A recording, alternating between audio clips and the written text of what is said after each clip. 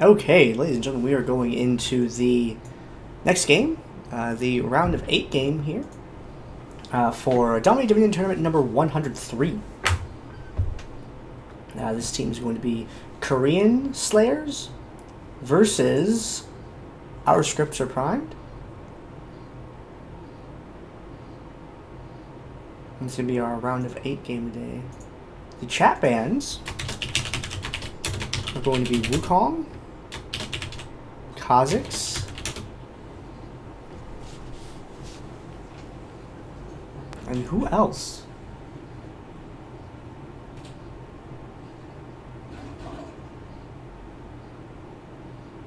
Lulu and Zyra.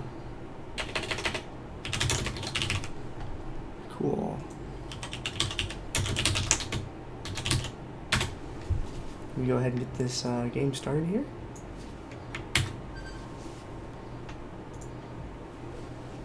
Maybe our round of 8 game tonight.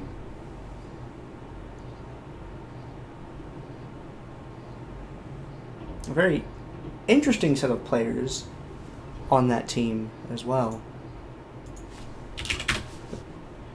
Okay. Just going over to the champion select screen here.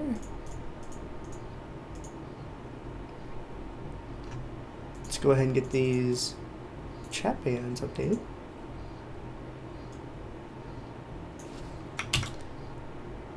We have Wukong, Kha'Zix, Lulu, and Zyra this game for this round of 8 game.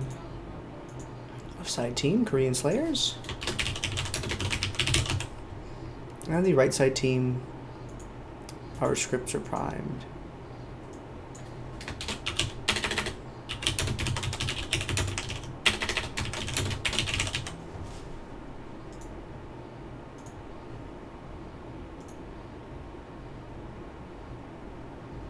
Yep, okay. Looks like Pantheon and Vlad.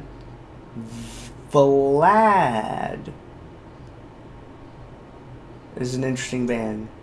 Now, if we look at the people that are on Our Scripts Are Prime's team, we have Forgot the Icing, Sifu Calvin, Mad Supportal, Snide Sentinel, and Love Peace Skeet playing over there.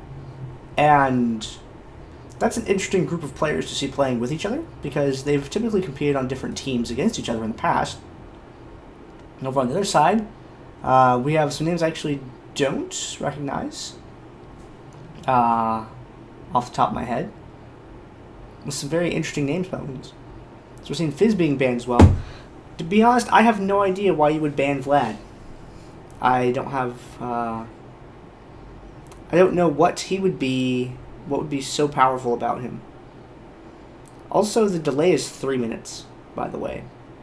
The spectator delay that occurs when the champion select screen ends counts down for 3 minutes before we actually go into the game. I'll actually capture that on the stream if you want to see that. We're going to see Galio being banned as well. So Vlad and Galio being banned. Those are just... Looks like they're just kind of tossing bans out there. So it looks like they're going to pick some of the good champions for themselves. That's what I feel like is going on. Fabs457 in the chat. Maybe they figure it's Earth mode. Well, 2 of those are really good Earth bans. That Permapool Vlad, that Galio, man, they're crazy. It'll be sad when Earth mode goes away. I think we've all had a lot of fun playing that, off and on a little bit. So now we're in the first pick for Korean Slayers teams to be Brand. A lot of AoE damage, good at zoning. Useful champion to have in your roster. Works well on your team. Tends to be a little bit slow, though. If he is caught, he dies. So you have to watch out for that. Does not have a built-in escape mechanic, but he does bring a lot of damage to the table. But that's what we're going to see.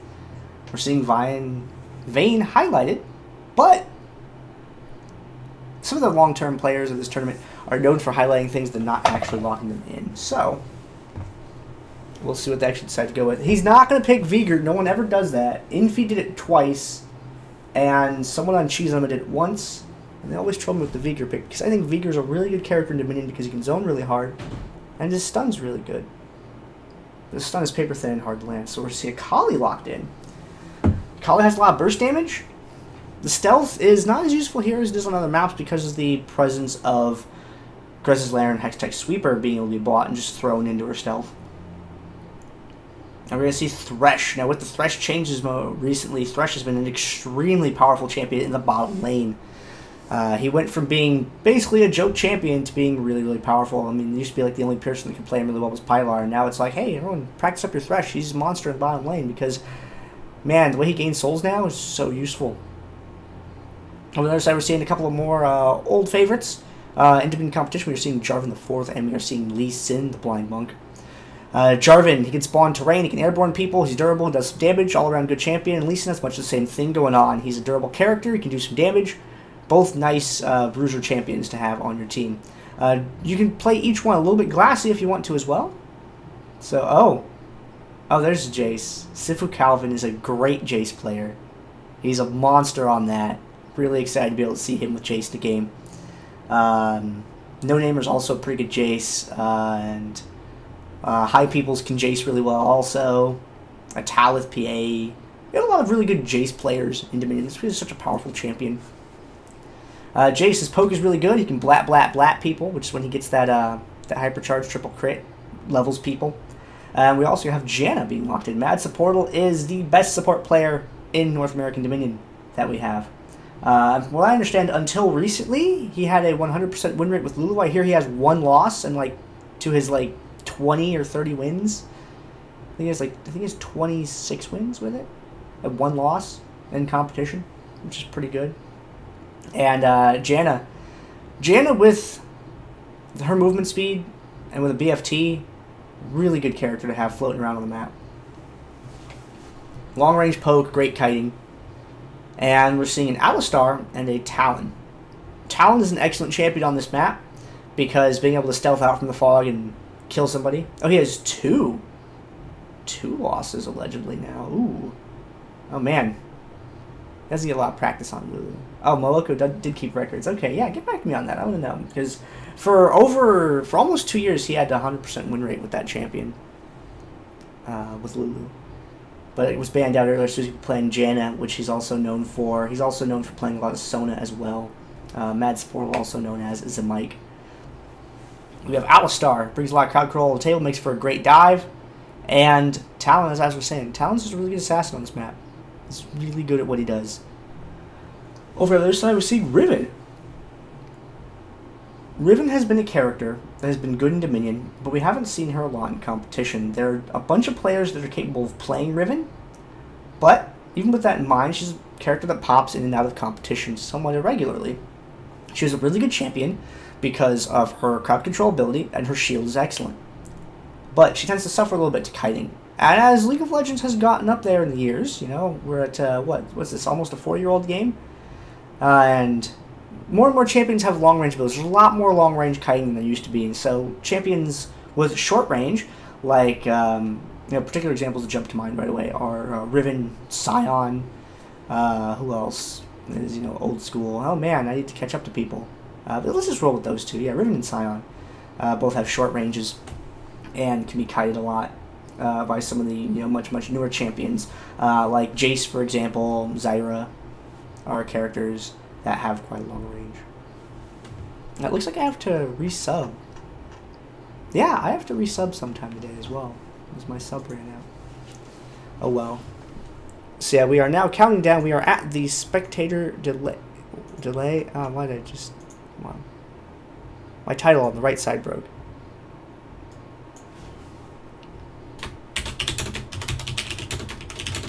Put it back. Let's see.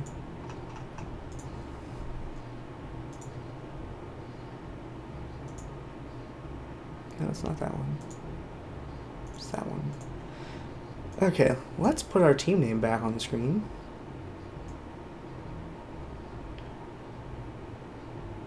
Okay. With these two team comps here, I would say that while Korean Slayers has a pretty good comp. I mean, they have a nice ranged AP. They have two melee bruisers. They have a great assassin. And they have a good tank. They can do good things with that comp.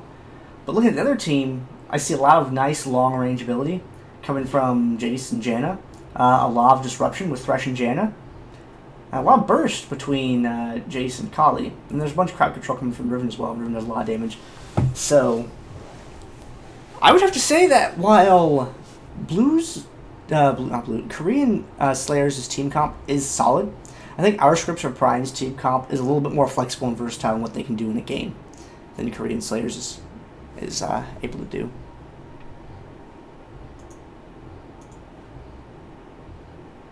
Here we go, this is what I was looking for. Snatch.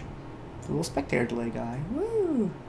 Because it always seems weird when I'm sitting here talking about things and we have no idea how long's actually left. Let's rename that.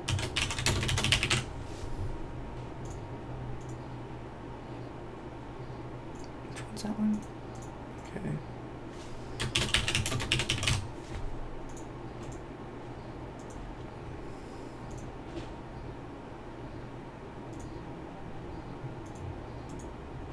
Wait, what?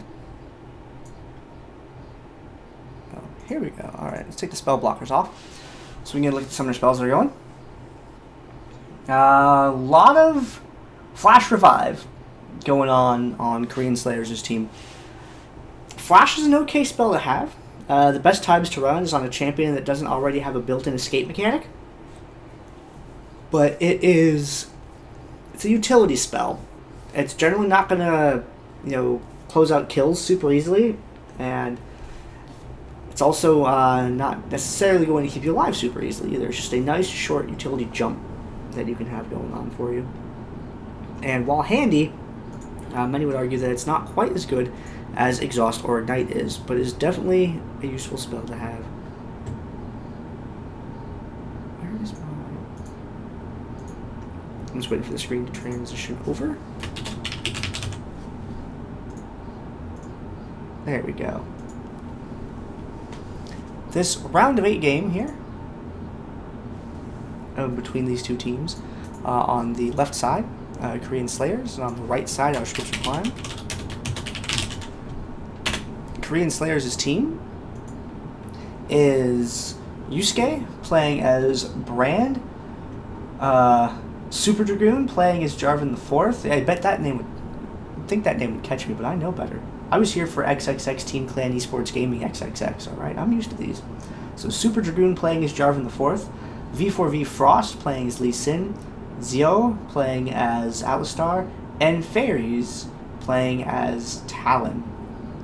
Over on the other team, on the right-hand side team, we have our scripts are primed.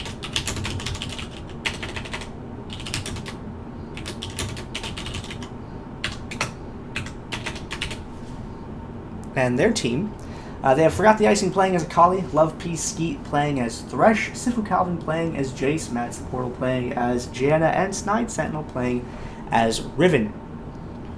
I am 1 out of 1 of your commentators. I am Gandair, and I am all by myself today for this round of 8 game here of DominateDominion number 103. And for some reason, I can't load this title that I need to load. There we go. Loaded that time. It's round of 8 game. Alright.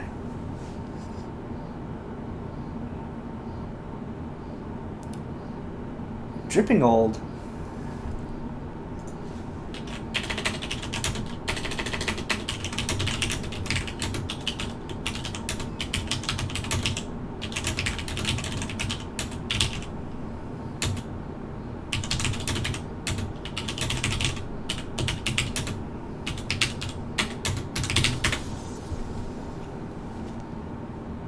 Alright.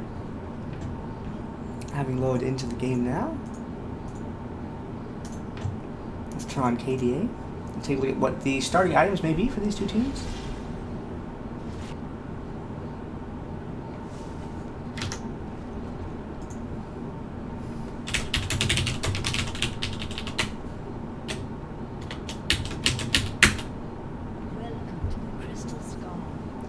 And Thresh doing the buy and resell items thing,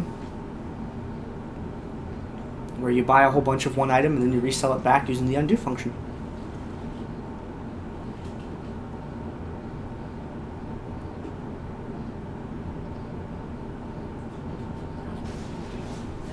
Seeing some Boots Prospectors. I'm seeing Brutalizer first on Talon. Yeah, Mr. Minor, Thresh being used. And that build was just to buy and resell because that undo function's awesome. There was a great blooper of Carnival buying a bunch of Fairy Charms and then accidentally getting stuck with them. I believe you can find that on the Vato Clan YouTube channel somewhere.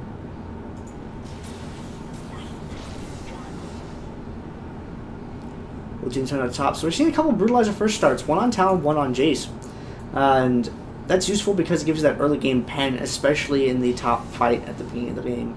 You don't necessarily need boots as long as other people on your team have that extra movement speed because you all roughly get there at the same time anyway. See Jayce lagging a little bit behind without the boots, but still getting there in a fairly timely manner. Talon, on the other hand, is going to be the person capturing the refinery for his team, so he's going to show up late to the fight anyway.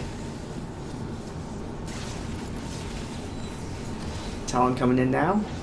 Ooh, love piece Skeet going for a little bit of damage on him. Pillar tagging 3 people there. Mad Sproul getting low on health, having to retreat out from the fight. Seeing that stealth being thrown down with yourself a little bit too close to a neutral tower. Neutral towers do reveal for both sides. J4 going to be the first one to go down. V4V Frost picks up the kill against Janna. Janna immediately reviving, heading on back up to the top part of the map. So far, our Scripture Prime has been able to take control of the windmill, but are they going to be able to hold it is the question. Janna coming around from the back, sees that Lee Sin's here. Janna chasing aggressively after Lee Sin, something you don't see, too often outside of Dominion. But Mad Sproul is determined to take him down with Thresh's help. Good hook landed on him. And Lee Sin to be able to escape. He doesn't have any targets here. The Storm Relics are not spawned yet for him to try and escape out to with Safeguard. So he just kind of has to run. And Sportal has plenty of chase to be able to keep him away. Top part of the map, forgot the icing, was not able to escape, but was saved by Thresh in the process. Thresh brings himself into the fight. Wants to get close to Brand to connect, take him out, but not able to do so, unfortunately. And Talon, oh, such a good stealth from Forgot the Icing, barely surviving there, getting that down just before the Cutthroat had landed on him. Super Dragoon trying to get the channel going on. There goes the slow from Golden Aegis. Yusuke hanging back. Oh, that shock blast. Love Piece Skeet going for him. Coming around on the back. Going to hook Jarvan instead. Forgot the icing taken down by that standard. And Love Piece Skeet's up to you. Cataclysm is thrown down. Piece Skeet is locked inside the toaster oven. Takes a bunch of damage from that. Just needs one good hook here. Will we get it? Yes! He lands it on Yusuke and is able to pick up the killing blow.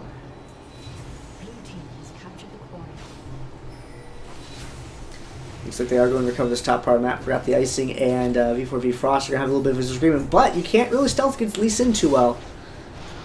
Talon going in with the stealth, and Thresh rescuing Akali with the lantern.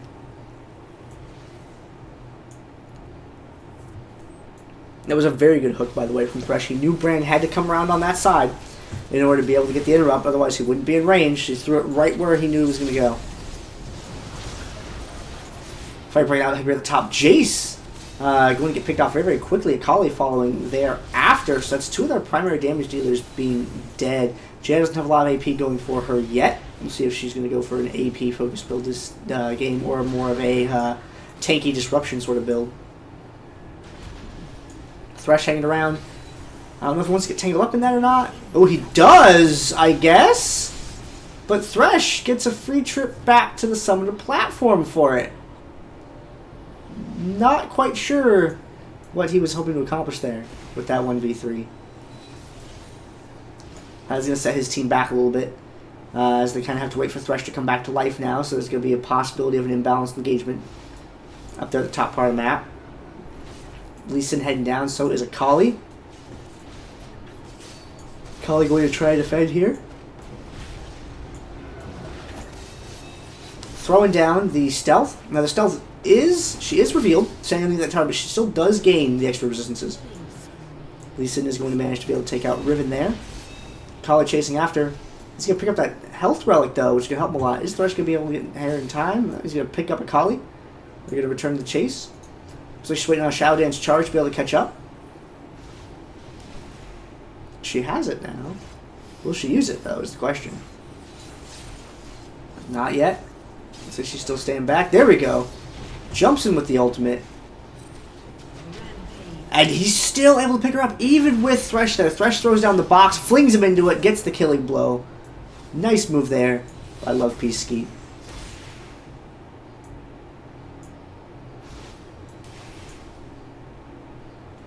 And I'm facing off over this tower down here now.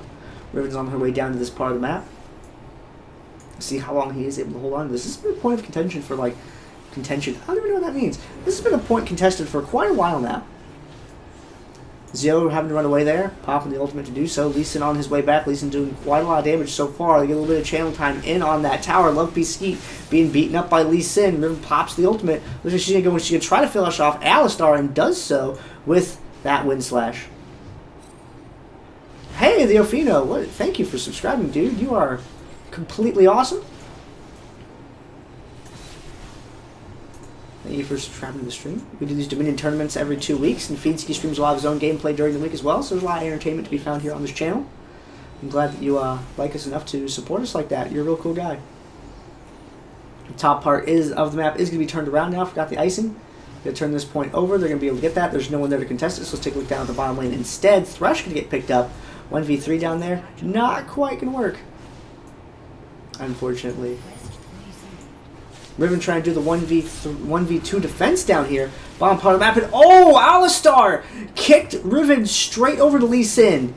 And Lee Sin was killed as a result of that. Zio taking some damage.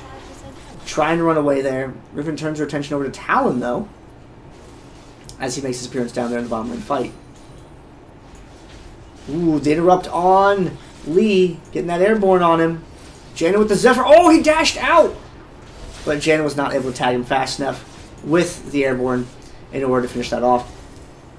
And Riven staying in it for quite a while here. Janna keeping that shield rolling. Ooh, the airborne lands, but Riven can't get close enough to do anything about it, unfortunately. Top part of the map, they are able to take down J4. They're going to turn around the windmill again. No problem, not contested anymore. Oh, Riven, don't do it. It's not worth it to risk it. Oh dear, Snide Sentinel, no! He almost broke it way the wrong direction. Died and managed to, fortunately for his own sake, get away from that laser. Trade down over the bushes, picks up the health relic there. Support him with the airborne. And Snide Sentinel still up after all this time. Is going to pick up a kill against Jarvan with the help of Janna there. And Zoe going to go down as well. The shields between Riven and Janna both working together very, very well, keeping that health up for a long period of time, making it very difficult to unseat Riven from her position. Lee Sin over here trying to recapture the drill, but Janna's going to be here in a couple moments, should be able to interrupt this before he gets it. No, not quite. Would not have had enough time to charge up the airborne and get it. So instead, she's going to sit here and keep this neutral for a while she waits up for backup to get here.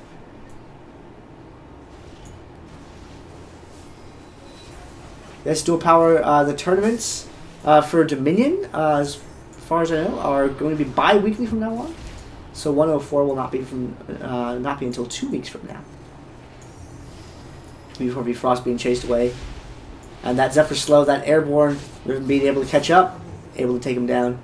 And it's nice that he'll have a very good game with Riven, 6-1 today. Bottom part of the map. Thresh trying to zone people back so that Jayce can capture. Ooh, throws the hook, gets him. And Love Peace Skeet's actually going to recall here. No, it looks like he was just trying to get allied close, maybe. Takes a shock blast for his troubles. A little bit of zoning and positioning stuff going on down here in this lower portion of the map. Still in control of this tower. This tower has been one of the biggest objectives of the game because that's what's caused so far such a lead in favor of our Scripture Prime's team.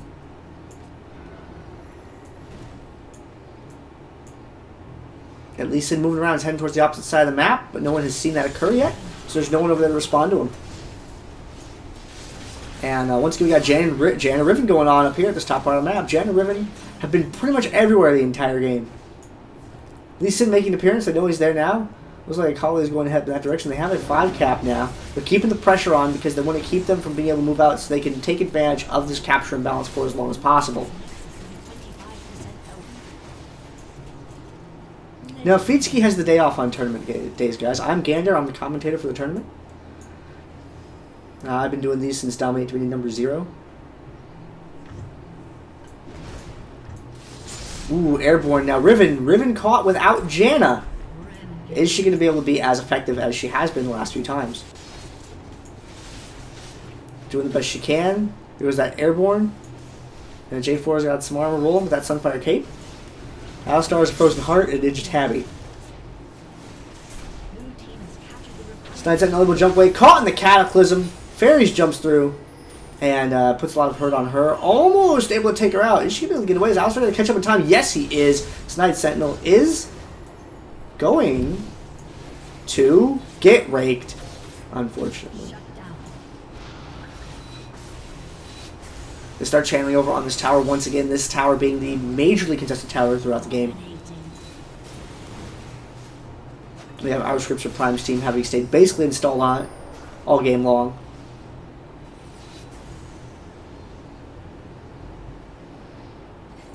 Of Talon, oh, hook does not connect.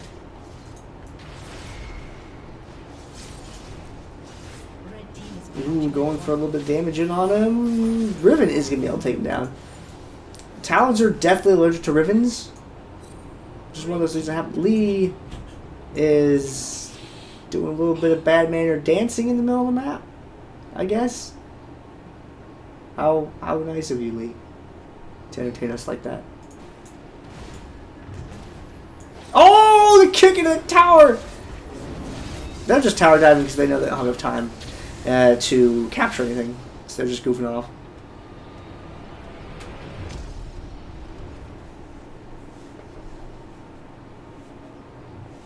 Alright. What? What the? There we go. We're going to go over to the post-game lobby screen for a moment. There we are. So you can see those final stats of the game. And we're going to cut to a commercial real quick as we get the next game set up to take you into the round of 4.